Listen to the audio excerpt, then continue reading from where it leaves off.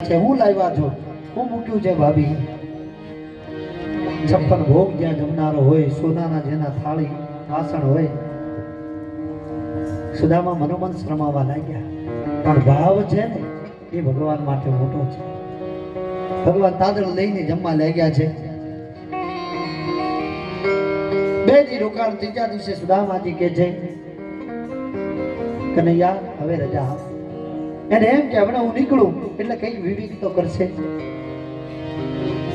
પણ ભગવાન કૃષ્ણ નક્કી કર્યું સુદામા આ છેલ્લી પરીક્ષા છે હજી તું હું કહું છું બોલી જા તું બોલે તો તને સર્વ સ્વર્ગ આપી દઉં પણ એકવાર તું માગ અને સુદામા મનોમન કહે છે કનૈયા આ જીવ નીકળી જાય પણ માગું તો નહીં જ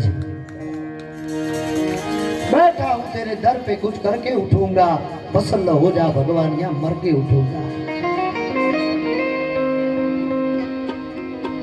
અને ઈ સુદામા મનોમન વાત કરે કૃષ્ણ વાત કરે ભગવાનને એમ કે છેલ્લે તો કહે છે એટલે ભગવાને કઠોર પરીક્ષા કરી છેલ્લે કીધું રોકાવ તો કે ના હવે જવું પડશે ત્યારે ભગવાને એમના દૂતોને બોલાવીને કીધું આ કપડા જે પહેર્યા સુદામા એ ઉતારી દો ને એમના ફાટેલા તૂટેલા એમને પહેરાવી દો હા હા ત્યારે સુદામાને થયું કે ભેગા બેસીને જમતા ભેગા ગાતા ગીત એક નહીં આ બાળપણની પ્રીત સાને ભૂલી ગયો કોઈ કહેતા વાહ હવે મને ખબર પડી કે માણસ જેમ મોટો થાય એમ એનું મને નાનું થતું જાય જોજો જેટલો માણસ નાનો હોય ને એટલું વાપરીએ સારું જાણે જેમ જેમ મોટો થાય ને એમ એનો હાથ કુદરતી પાછો આવી સુદામા કે વાહ ડાકોર વાળા વાહ દ્વારકા વાળા તે હાથ હાથ ટૂંકો કરી દીધો તું તો હૃદયનો રાજા હતો આવો ક્યારે બની ગયો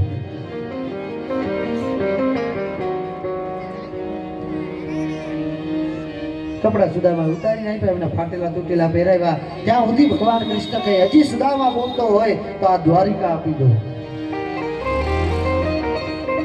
પણ ધન્ય છે સુદામાને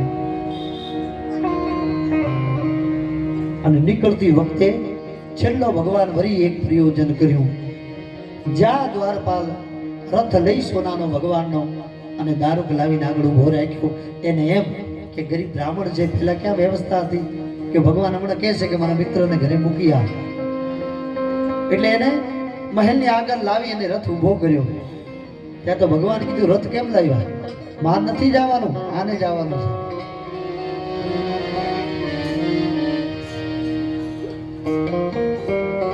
દારૂ વિચાર કરવા માંડ્યો કે જ્યારે આવ્યા ત્યારે તો અષ્ટપટરાની પાણી વેડતી હતી અને ભગવાન કૃષ્ણ એના પગલા ધોતા હતા આટલું મોટું તો પદ આપ્યું પોતે બેઠા એ જગ્યાએ આ બ્રાહ્મણને બેહાડ્યા પણ વિચાર કરો કે સુદામાની ભક્તિ કેટલી મોટી હે અષ્ટપટરાની આ જળ વેડે છે અને ભગવાન જેના પગલા ધોવે છે આપણે કાયમ ભગવાનને નવડાવીએ પણ ભગવાન જેના પગલા ધોયા હોય એટલે ભગવાન કીધું મોર છે અધિક ભક્ત કરી રેખા મારાથી મોટો મારો ભક્ત છે આ કથા એટલા માટે ભાગવતજીમાં મૂકી કે ક્યારે પણ એવું ન માનવું ભગવાન કે જ્યાં જ્યાં મારા ભક્તો જાય અર્જુન એની પાછળ હું જાઉં છું એનું સન્માન થાય એ રાજી કરીને જાય તો જ હું અહીંયા રાજી રહું છું અને દારૂ પણ શરમમાં પડી ગયો ત્યાં એને રથ એક બાજુ લીધો સુદામા વિચાર કરે કનૈયા તો ગમે એટલી પરીક્ષા કર એમાં તું એક દી રથમાં મૂકવા આવીશ કાલ તો અમારા કર્મ જેમ હશે એમ જ થવાનું છે હવે જેમ આવ્યા એમ ભયા જશે ઠેઠ દ્વારકાની 12 ઝાપા સુધી ભગવાન વળાવા ગયા ને ત્યાં છેલ્લે ભગવાને કીધું કે સુદામા હે દ્વારકાધીશ પધારો અને વરી આવતા રહેજો પણ ત્યાં સુધી સુદામા કે હજી કનૈયો બોલતો નથી કનૈયો ઘટોઘટ રડે છે કૃષ્ણ રડે છે ધન્ય છે સુદામા તારી ભક્તિ ધન્ય છે આજુ ભગવાન થઈને આટલી તારી કષ્ટી કરી પણ છતાં તું હજી હલ્યો નહીં અને સુદામા હસ્તે મુખે કીધું કનૈયા હવે રજા આપ કનૈયે કીધું બસ સુદામા જવું છે રોકાવું નથી અને ફરી સુદામાને પૂછ્યું કઈ પણ જીવનમાં તકલીફ હોય તો મને યાદ કરજો અને સુદામા એટલું જ બોલ્યા છે કનૈયા, જેનો મિત્ર ઠાકર હોય ને એને જગતમાં કોઈની તકલીફ ના હોય. આ જગતમાં અભાગ્યો છે કે જેને ઠાકર ધણી ના હોય એને જગતની બીક લાગે. મારો તો મિત્ર દ્વારકાધીશ છે, માગું 20 યા આપે 30. જય દ્વારકાધીશ. પણ બે જ વસ્તુ બની શકે, આપણે ભજન કરીએ ને આપણું ના સાંભળે તો એક જ થાય. મારા નરસિંહે કીધું કા તો રે વિધાતા આજે મારી વેરણ થઈ, કા તો મારા કર્મ ના જ કે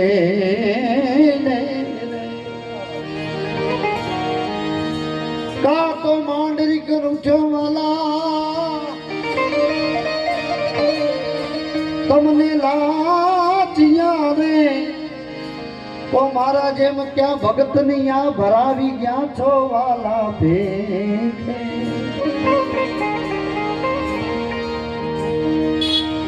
એ જી હારના કાજે હરી અમને નો મારીએ.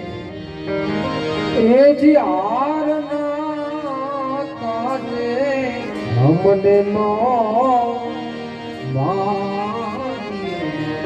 એ અઠીલારી યમને એ અઠીલારી અમને મારા પછી વાલા એ મારા સામલાને દોષ વિઠલા ચડી જાશે આ તમને. એ દોષ વાલા ચડી જાશે તમને. કા તો વિધાતા વેરણ બની કો મારા કર્મના કેડે કો માંડરી કે તમને લાજિયા કા પ્રભુ ભરાઈ ગયા છો ભેખે. બાકી ભજન કરીને ભગવાન નો આવે કદી ન બને. હા, હે દ્વારકાધીશ જતા જતા આટલું પૂછ્યું ત્યાં સુધી સુદામા ન બોલ્યા. અને અંતમાં સુદામા એટલું કીધું, સાંભળ દ્વારકાધીશ, હું એક બ્રાહ્મણ તરીકે તને કહું છું, તારો જન્મ આ જગતમાં સેવાના કાર્ય કરવા થયો છે. તારો જન્મ એક કનૈયા તું ભૂલતો નહીં. આ પૃથ્વી ઉપરનો પાપ હણવાનો છે. અને એ કનૈયા આ સોનાની દ્વારકામાં રહેવા માટે તારો જન્મ નથી થયો, પણ ભક્ત વત્સલ્ય ભગવાન છે. જ્યાં તારી જરૂર છે ત્યાં કનૈયા જવું ભૂલતો નહીં. આ શબ્દ સુદામાના શ્રવણ કરી ભગવાન કૃષ્ણ રડવા લાગ્યા છે.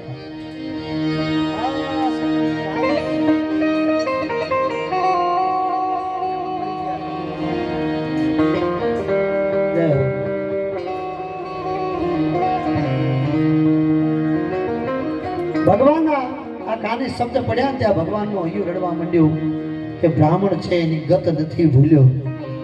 આપની કસોટી કરવા છતાં એમ નથી કહેતો કે મારા ઘરમાં હાંજનું ટાણું નથી કનૈયા એ આપ, પણ મને યાદ અપાવે છે હે કૃષ્ણ, તારો જન્મ આ જગતમાં સામાન્ય પુરુષ નથી, તું યોગ પુરુષ છે,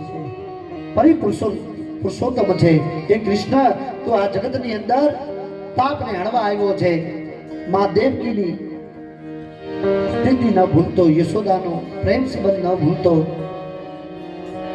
આટલું કઈ સુદામા રાધે કૃષ્ણ કરી નીકળ્યા. અને પોતે કૃષ્ણ પણ મહેલમાં જઈને ખૂબ રડ્યા છે. કૃષ્ણની આંખો ભરાઈ ગઈ. વાહ સુદામા વાહ, આ જગતમાં તારા જેવો મને મિત્ર ન મળે. કારણ કે તો તન की जाने मन की जाने चित की जाने चोरी, उसके आगे क्या छुपाना जिसके हाथ में संसार की डोरी. એને બધું જોઈ લીધું હતું કે સુદામાની સ્થિતિ કેવી છે. અને અંતમાં ભગવાન આ પોરબંદર સુદામાપુરી પધારે એ પહેલા તો ત્યાં આગળ જ્યાં ઝૂંપડા હતા ત્યાં ભગવાને સોનાના મહેલ ઉભા કર્યા.